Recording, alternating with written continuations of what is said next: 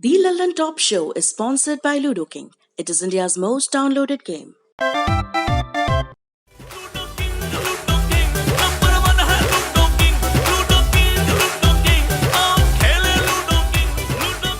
हाय दोस्तों, मैं Mika Singh and family and friends का नंबर 1 गेम लूडो किंग अभी डाउनलोड कीजिए।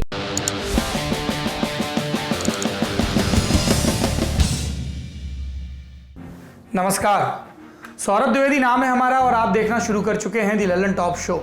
नया हफ्ता, नया दिन, नया वीडियो देखिए।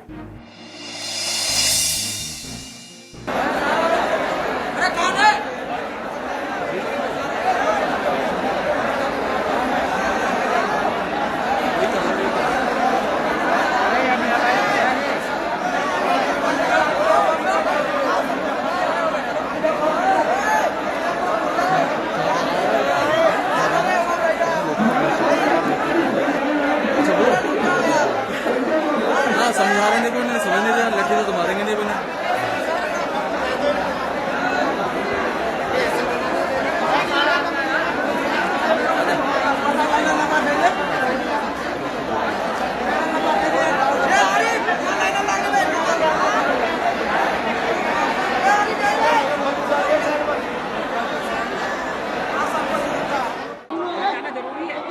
जब जरूरी है, काम नहीं चल रहा है, क्या करेंगे सर? यहाँ भूखे वैसे ही मरना है, जाके गांव में ही कुछ करो। ये तस्वीरें यूपी के गाजियाबाद की हैं। 16 मई को औरैया में एक सड़क हादसे में घर लौट रहे 26 मजदूरों की मौत हो गई थी। इसके बाद यूपी सरकार ने सभी जिलों में प्रशासन को बॉर्डर सील करने और मजदूरों को घर भेजने का पक्का इंतजाम करने का आदेश दिया था। इसी के लिए गाजियाबाद प्रशासन ने रामलीला ग्राउंड पर एक कैंप लगाया।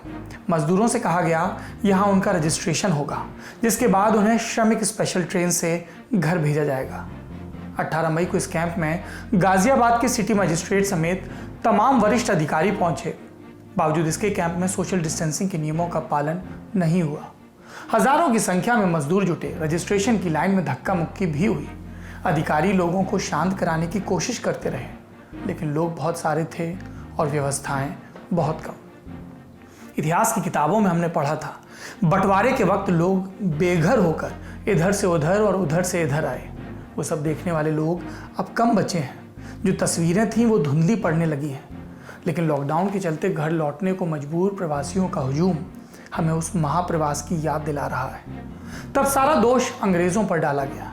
क्या इस बार कोई इस त्रासदी की जिम्मेदारी लेने को तैयार है? सरकार, समाज, या हम सब कुछ फिर से समय के खाते में डालकर आगे बढ़ जाएंगे? अब वक्त है सुर्खियों का। दुनिया भर में कोरोना संक्रमण के मामले हो गए 47,30,000, ठीक हुए 17,40,000, मौतें 3,16,000। हमने आपको राउंड फिगर का आंकड़ा दिया है। भारत में संक्रमितों की कुल संख्या तेजी से 1 लाख की तरफ बढ़ रही है। हम चीन को पीछे छोड़ चुके हैं। 18 मई को कुल मामले थे 96,169।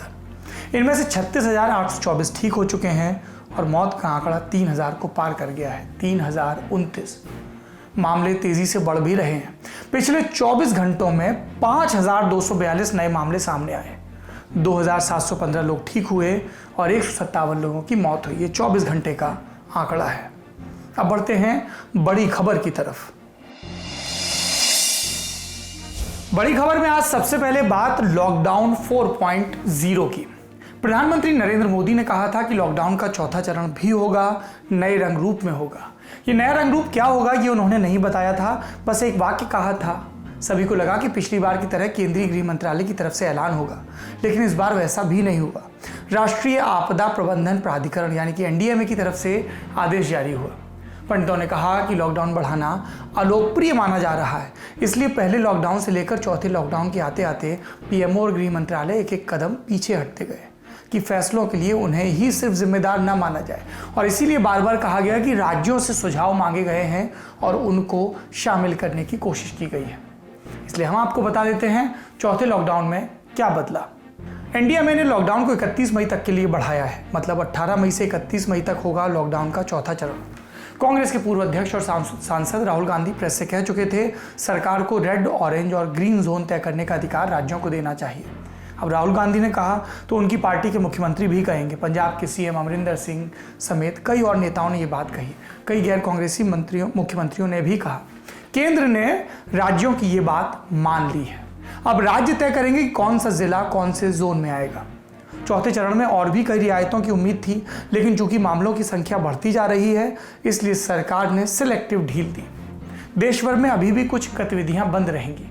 सभी डोमेस्टिक और इंटरनेशनल फ्लाइट्स, मेडिकल से जुड़ी, एयर एम्बुलेंस से जुड़ी और सुरक्षा से जुड़ी उड़ानें ही चालू रहेंगी, ये अपवाद है। मेट्रो बंद रहेगी। स्कूल, कॉलेज और सभी एजुकेशनल इंस्टीट्यूट बंद रहेंगे। होटल, बस अड्डे, रेलवे स्टेशन की कैंटीन, रेस्टोरेंट, यहाँ से सिर्फ होम डिलीवरी होगी या फिर टेक अवे, यानी आप जाकर ले सकते हैं, वहाँ पर बैठ के खा नहीं सकते। मॉल, जिम, एंटरटेनमेंट पार्क वगैरह बंद रहेंगे। किसी भी तरह का सामाजिक, राजनीतिक, धार्मिक या दूसरे मकसद से लोगों के जुटने वाला आयोजन, इस पर प्रतिबंध है। सभी धार्मिक स्थल बंद रहेंगे आम लोगों के लिए। शादी हो सकती है, लेकिन अधिकतम 50 लोग शामिल होंगे और शव यात्रा में 20 लोग। अब आपको ये बता दें कि उन चीज़ों के क्या ब्यौरे हैं जो कुछ पाबंदियों के साथ ओपन हो रही हैं। 2 राज्यों के बीच बसें चल सकती हैं, बशर्ते दोनों राज्य इस पर सहमत हों। राज्य के अंदर भी बसें चल सकती हैं। राज्य के अंदर की बस सेवा से सरकार को उम्मीद है कि जो मजदूर लगातार पैदल चल रहे हैं, अब उनको राहत मिलेगी। केंद्र की गाइडलाइंस का पालन करना पड़ेगा राज्यों को। इस ट्रांसपोर्टेशन के दौरान यात्रियों को सोशल डिस्टेंसिंग का पालन करना होगा, लेकिन राज्य खुद तय कर सकेंगे कि उनको सवारियों पर कैप कितनी लगानी है, कितनी बिठाएं, कितनी नहीं बिठाएं। स्पोर्ट्स कॉम्प्लेक्स खुलेंगे, लेकिन जो भी गतिविधि होगी दर्शकों के बिना होगी। इसके बाद ये कयास लगना शुरू हो गया कि क्या आईपीएल जैसे आयोजन अब फिर से होने लगेंगे। इसके अलावा राज्य अपने यहाँ जोन निर्धारित कर सकते हैं, लेकिन इसके लिए गाइडलाइंस केंद्रीय स्वास्थ्य मंत्रालय की ही लागू होंगी। कंटेनमेंट जोन में सिर्फ ज़रूरी सेवाएं चालू रहेंगी। यहाँ कड़ाई के साथ कॉन्टैक्ट ट्रेसिंग और सर्विलांस भी जारी रहेगा। घरों से बाहर निकल रहे लोगों को घड़ी के 2 कांटे याद रखने हैं। सुबह शाम से शाम के 7 बजे तक, सुबह 7 बजे से शाम के 7 बजे तक का समय है जब वो गतिविधियां कर सकते हैं। शाम 7 बजे से सुबह 7 बजे तक कर्फ्यू रहेगा। आप किसी भी तरह की गतिविधि सार्वजनिक रूप से बाहर नहीं कर सकते। नाइट कर्फ्यू शब्द, इसको लेकर लोकल प्रशासन दिशा निर्देश जारी करेगा। धारा 144 का कड़ाई से पालन करवाएगा। राज्यों से यह भी कहा गया है कि जरूरी लगे तो आप अपने स्तर पर छूट कम भी कर सकते हैं। कई दफ्तर और फैक्ट्रियां चालू होने जा रही हैं। इसको लेकर भी जो 20% 30% की कैप थी वो खत्म कर दी गई है। सरकार ने कहा है कि सभी कर्मचारी फोन में आरोग्य सेतु ऐप जरूर रखें। जिला प्रशासन भी लोगों को सलाह दे कि आरोग्य सेतु का इस्तेमाल करें, रेगुलर अपडेट करें। जहां रियायतें हैं वहां भी सरकार ने अपील की है कि 65 साल से ऊपर के बुजुर्ग और 10 साल से कम उम्र के बच्चे और गर्भवती महिलाएं, ये 3 जो वल्नरेबल कैटेगरीज हैं, ये लोग घर पर ही रहें जब तक कि बाहर निकलना बहुत ज़रूरी ना हो। लेकिन बाहर तो हम निकलते हैं रोजी रोटी के लिए, इसलिए बड़ी खबर के दूसरे हिस्से में उस पर बात करेंगे। 20 लाख करोड़ रुपए, कैसा लग रहा है यह आंकड़ा सुनकर? और कैसा लगा था जब हफ्ते भर पहले 12 मई को प्रधानमंत्री नरेंद्र मोदी के मुंह से पहली बार 20 लाख करोड़ सुना था? टीवी पर आकर प्रधानमंत्री जी राष्ट्र को यह रकम बताकर गए तो आपको भी लगा होगा मोदी जी इतनी बड़ी रकम खर्च कर रहे हैं, अब तो सबके दुख दर्द हर लेंगे। सोशल मीडिया वालों ने गोड़ा भाग करके ये भी बता दिया था कि हर भारतीय के हिस्से में 15,500 रुपए आएंगे। लेकिन आपके हिस्से में आए कितने? असल में मोदी सरकार ने कितना खर्च किया, पूरे पैकेज का रेशा रेशा आज अलग अलग करके आपको बताएंगे। लेकिन पहले एक कहानी सुन लीजिए। आज से करीब 90 साल पहले 1930 के दशक में अमेरिका में भयंकर आर्थिक मंदी आई। शेयर बाजार धड़ाम से गिर गए, बैंक दिवालिये होने लगे, उद्योग धंधे बंद क्योंकि माल बिक नहीं रहा था। 3 साल में 1.5 करोड़ लोग बेरोजगार हो गए। इतिहास में इस दौर को ग्रेट डिप्रेशन या महामंदी के नाम से पुकारा जाता है। सरकार को समझ ही नहीं आ रहा था कि इस मंदी से कैसे निकले, क्योंकि अर्थव्यवस्था में यह सबसे नए किस्म की खामी थी। इस नई समस्या पर अर्थशास्त्री मंथन भी कर रहे थे। कौन कर रहा था मंथन? कई लोग, जिसमें से एक थे ब्रिटेन के अर्थशास्त्री जॉन मेनार्ड कीन्स। उन्होंने एक थ्योरी दी, इसे the general theory of employment, interest and money कहते हैं। कीन्स ने कहा कि मंदी से तो तभी निकल सकते हैं जब सामान की डिमांड बढ़ेगी, जब लोग उद्योगों में बना सामान खरीदेंगे। लेकिन लोग सामान कैसे खरीदें? उनके पास तो पैसा ही नहीं था। तो कीन्स ने कहा कि यही तो काम सरकार को करना है, लोगों के हाथ में पैसा पहुंचाना है। फिर चाहे वो कर्ज लेकर या बजटीय घाटा बढ़ाकर ही क्यों ना करना पड़े। उस वक्त अमेरिका के राष्ट्रपति फ्रैंक रूजवेल्ट थे। उनको कीन्स वाली बात पसंद आई, थ्योरी अमल में लाई गई और 1939 में जाकर अमेरिका मंदी से बाहर आ गया। कीन्स ने मंदी से निकलने का एक अचूक तरीका बता दिया था। महामंदी के बाद से आज तक छोटी छोटी मंदी से निकलने के लिए दुनिया में इस तरीके का इस्तेमाल होता रहता है, यानी डिमांड बढ़ाने वाला तरीका, लोगों के हाथ में पैसा पहुंचाने वाला तरीका। और यही तरीका कह के लोग जब लॉकडाउन में भारत की अर्थव्यवस्था मंद पड़ी तो राहत पैकेज के नाम पर मोदी जी की तरफ देखने लगे और मोदी जी 20 लाख करोड़ इन 2020 लेकर आए। मोदी जी कह गए, फिर उनकी वित्त मंत्री, हमारी वित्त मंत्री निर्मला सीतारमण पैकेज समझाने आई। 5 दिन लगे पूरा समझाने में। सरकार की इतनी मेहनत के बाद भी खर्चे का हिसाब 2-3 लाख करोड़ से ऊपर नहीं जा पा रहा, यानी जीडीपी का 10% नहीं, करीब 1 से 1.5%। तो फिर प्रधानमंत्री मोदी इतना बड़ा गुब्बारा क्यों छोड़ गए थे? क्या सिर्फ ये बड़े आंकड़े जनता को सम्मोहित करने के लिए थे? पूरी गणित आपको आसान तरीके से समझाते हैं। बड़े बड़े आंकड़ों का मामला है, इसलिए ग्राफिक्स की मदद भी लेते हैं। मोदी जी ने रकम बताई 20 लाख करोड़। ये बात है 12 मई की। इससे पहले मोदी सरकार ने 26 मार्च को 1,70,000 करोड़ के पैकेज का ऐलान किया था। कुछ छोटे ऐलान और थे, सब मिलाकर कितना हुआ? 1,92,000 करोड़ पहले का। अब पीएम मोदी के ऐलान के अगले दिन वित्त मंत्री खर्च का पहला हिस्सा लेकर आई। कुल खर्च गिनवाया 5,94,550 करोड़। दूसरे दिन का हिस्सा 3,10,000 करोड़। तीसरे दिन का हिस्सा 1,50,000 करोड़। चौथे दिन का हिस्सा 8,100 करोड़ और 5वें दिन का हिस्सा 40,000 करोड़। इन सबको मिला दिया जाए तो भी 20 लाख करोड़ नहीं होते, इसलिए जोड़ा गया आरबीआई की लिक्विडिटी वाला हिस्सा 8 लाख करोड़ का। सब मिलाकर कितना हुआ? लगभग 21 लाख करोड़, यानी प्रधानमंत्री मोदी के 20 लाख करोड़ वाले आंकड़े से भी ज्यादा। लेकिन ये सिर्फ गिनती ही है, ना तो सरकार की तिजोरी से इतना पैसा खर्च हुआ है और ना ही ये पैसा जनता के पास पहुंचा है। तो फिर हुआ क्या? ये समझने के लिए सरकार के आर्थिक पैकेज की शैली समझनी होगी कि राहत पैकेज आखिर होता क्या है। मोटे रूप से 3 तरह के पैकेज सरकार देती है। पहला राजकोषीय, हम सरकार को टैक्स देते हैं, सामान पर भी टैक्स लगता है। फिर सरकार की कमाई के और भी जरिए हैं, जैसे वर्षों पुरानी अपनी कंपनियां बेचना वगैरह। ये सब पैसा सरकार के राजकोष में इकट्ठा होता है, तिजोरी कह लीजिए। अब मंदी या आर्थिक संकट में सरकार यही पैसा किस तरह वापस कर दे, टैक्स छूट या कैश ट्रांसफर या कोई और खर्च, तो इसे राजकोषीय यानी कि फिस्कल पैकेज कहेंगे। दूसरा फाइनेंशियल या वित्तीय पैकेज, इसमें सरकार बैंकों से कहती है कि आप अर्थव्यवस्था में लोगों को कर्ज देना शुरू करें। सरकार नियमों में ढील देती है या कर्ज लौटाने की गारंटी भी खुद ले लेती है। और तीसरा होता है मौद्रिक या मॉनिटरी। इसमें अर्थव्यवस्था की हालत देखकर रिजर्व बैंक ब्याज दरों में कटौती करता है ताकि लोग लोन लें और बाजार में पैसा पहुंचे। कोरोना संकट के बाद से आरबीआई ने कई कदम उठाए जिससे बाजार में 8 लाख करोड़ रुपए आने का अनुमान है। आए या नहीं, कितने आएंगे ये पता नहीं, क्योंकि बैंकों से लोन तभी लिया जाता है जब धंधा बढ़ाना हो। लेकिन अभी तो सब कुछ ठप सा है, बाजार में कोई कर्ज लेना नहीं चाहता, क्योंकि आगे क्या होगा इसे लेकर कोई पक्का रोड मैप नहीं है। ऐसे में कोई जोखिम उठाने को तैयार नहीं। 21 लाख करोड़ में 8 लाख करोड़ माइनस कर दीजिए, बचा 13 लाख करोड़। अब इस 13 लाख करोड़ में ज्यादातर वित्तीय पैकेज का हिस्सा आता है, यानी एमएसएमईज या दूसरे सेक्टर को दिए जाने वाले लोन को बढ़ा दिया गया है। लोन सरकार नहीं देगी, बैंक देंगे, फाइनेंशियल इंस्टीट्यूशंस देंगे। सिर्फ कुछ मामलों में सरकार गारंटी देगी। पैकेज का यह हिस्सा कितना है? करीब 11.5 लाख करोड़। लेकिन इसमें भी सरकार का कोई खर्च नहीं है। सरकार ने मनरेगा में पैसा बढ़ाया, जनधन खातों में पैसे डालने जैसे कुछ फैसले भी किए। खर्चा इसमें ही हुआ। कितना हुआ? बिजनेस टुडे में बर्कलेज रिसर्च एजेंसी के आंकड़ों के मुताबिक करीब 1.5 लाख करोड़ रुपए का खर्चा हुआ। और ये कितना हुआ? जीडीपी का 0.75%, यानी पैकेज था जीडीपी का लगभग 10% और उसमें से सरकार ने कितना खर्च किया? 1% से भी कम। सबसे बड़ा और असरदार फैसला मनरेगा को लेकर किया है मोदी सरकार ने। इस साल के बजट में सरकार ने मनरेगा को करीब 61,000 करोड़ रुपए दिए थे, अब 40,000 करोड़ और बढ़ा दिए हैं ताकि ज्यादा लोगों को काम मिले, गांव में पैसा पहुंचे, रूरल इकोनॉमी को बूस्ट मिले और जो बिल्कुल गरीब हैं, मजदूर हैं, उनकी मदद हो।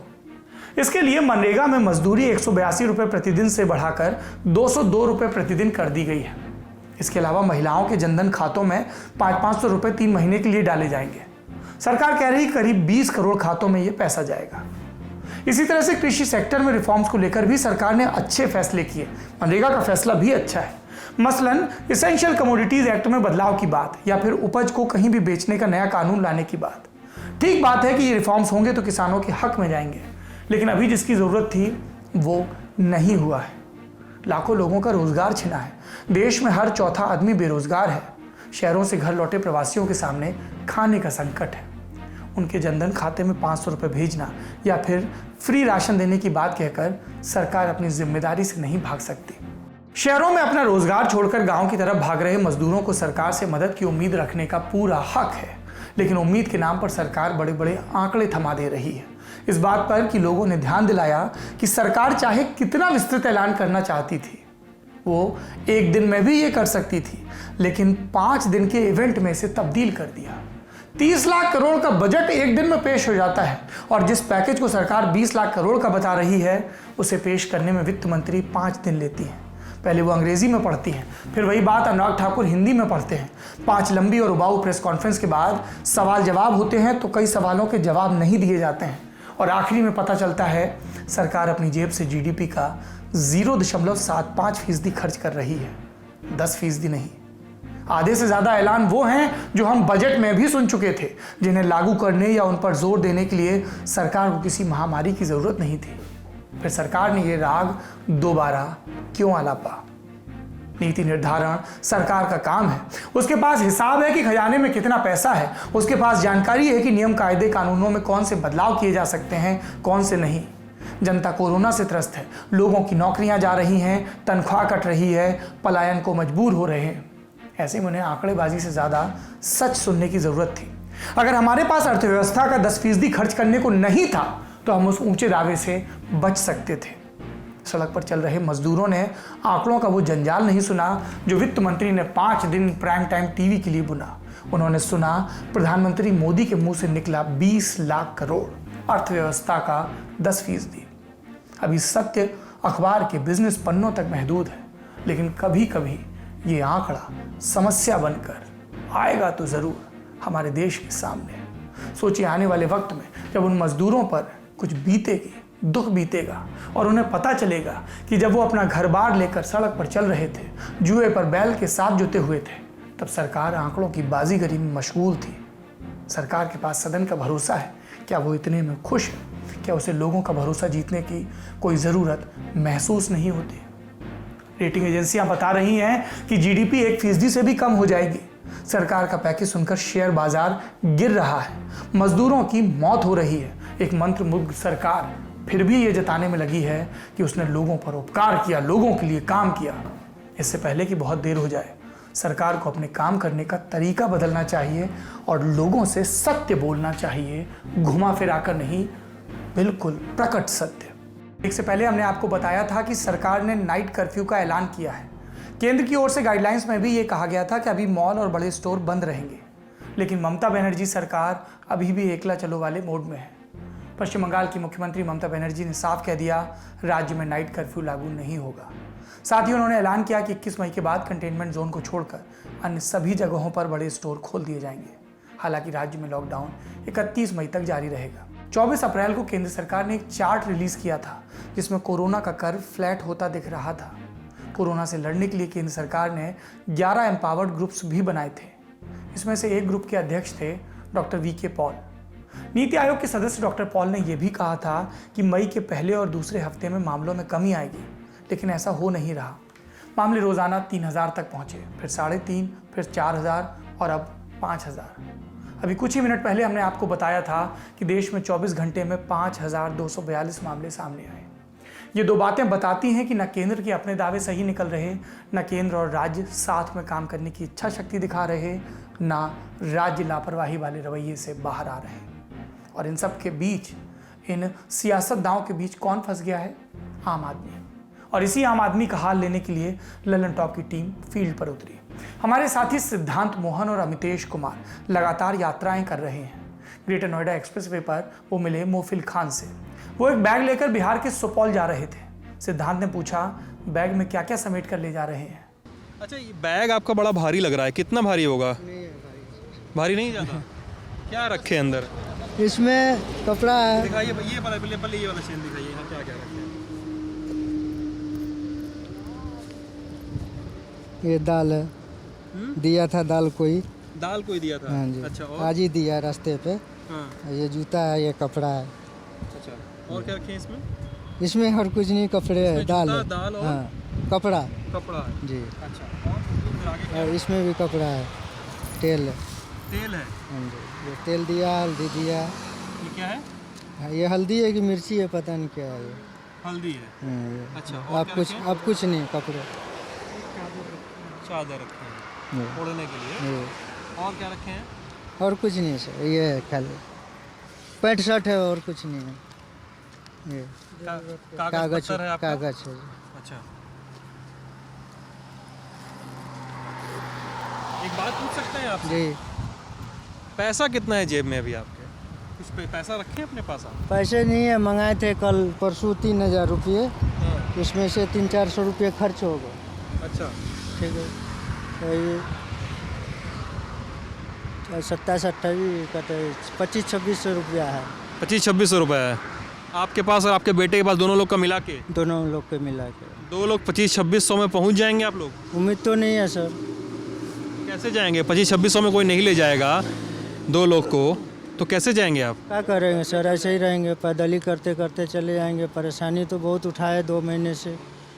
मजदूर बेबस हैं, मदद की उम्मीद में हैं, लेकिन जानते हैं कि नहीं मिलेगी। कह रहे हैं पैदल चले जाएंगे। ये बताता है कि सरकार पर लोगों में कितना भरोसा बाकी है। सिद्धांत और अमितेश गाजीपुर भी गए, जहां पूर्वी दिल्ली का कूड़ा जमा होता है। कोरोना है, सबको गंदगी की चिंता है, हाइजीन की फिक्र है, लेकिन कचरा तो निकल ही रहा है। कचरे के पहाड़ पर काम चल रहा है और वहां पर हमारे और आपके जैसे लोग, इंसान काम कर रहे हैं। सिर्फ काम नहीं कर रहे, कुछ उस पहाड़ पर कूड़े के रहते भी हैं। देखिए उनका हाल। ये मास्क पहने हो और ये गले में गमछा भी लगाए हो, तो क्या जब लॉकडाउन कोरोना वजह हुआ तब भी लगाना शुरू किया कि उसके पहले से लगा रहे थे? नहीं सर, पहले से नहीं। लॉकडाउन के बाद लॉकडाउन के बाद? लॉकडाउन लगा तब से। उसके पहले खुले मुंह पे काम करते थे? हाँ। बिना मुंह पे कुछ नहीं ढकते थे? नहीं, लॉकडाउन जब पड़ गया तभी से यहाँ पर काम कर रहा हूँ। लॉकडाउन बढ़ा तभी देर पे आए? फिर हम लोग अरे यहाँ क्यों आए? यहाँ पे काम करने वाली कमी हो गई थी काम ही नहीं मिल रहा सर। लॉकडाउन में? लॉकडाउन में काम ही नहीं मिल रहा है, सब कंपनी बंद है, काम काज नहीं है। पैसे कहाँ से, अगर पैसा नहीं कमाएंगे तो खाएंगे कहाँ से? लॉकडाउन के पहले कहाँ काम कर रहे थे? हैदराबाद में थे, 6 महीने पहले यहाँ पर आए थे हम लोग। 6 महीने पहले तो अभी काम नहीं मिल रहा है। मम्मी पापा को ले जाने के लिए आए थे, तो लॉकडाउन पड़ गया, तो क्या करें, काम वाम नहीं मिल रहा है, खाने को नहीं मिल रहा है, इसलिए काम पे लग गए यहाँ पर। अब वक्त है विदा लेने का, लेकिन लगातार हम आपको ज़मीनी हकीकत दिखाते रहेंगे, क्योंकि टीम ग्राउंड पर लगातार है। और जाने से पहले आपको दुष्यंत कुमार की गज़ल के कुछ शेर सुना जाते हैं। क्या लिखते हैं दुष्यंत कुमार? अब किसी को भी नजर आती नहीं कोई दरार, घर की हर दीवार पर चिपके हैं इतने इश्तिहार।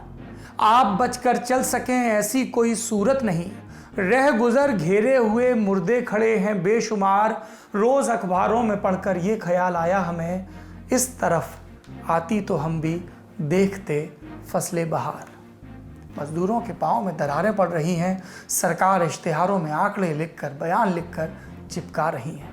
हम उम्मीद करते हैं कि सरकारें आत्ममुग्धता से निकलेंगी, अपनी ओछी और छोटी राजनीति से परे निकलेंगी और जिस हम भारत के लोग से शुरू होने वाले संविधान की शपथ लेती हैं, उस भारत के लोगों का ख्याल रखेंगी, ताकि अगले दिन के अखबारों में कोई उनकी कही बातों को झूठा ना बताए। अपना और अपनों का ख्याल रखिए, सत्य का ख्याल भी रखिए। शुभ रात्रि।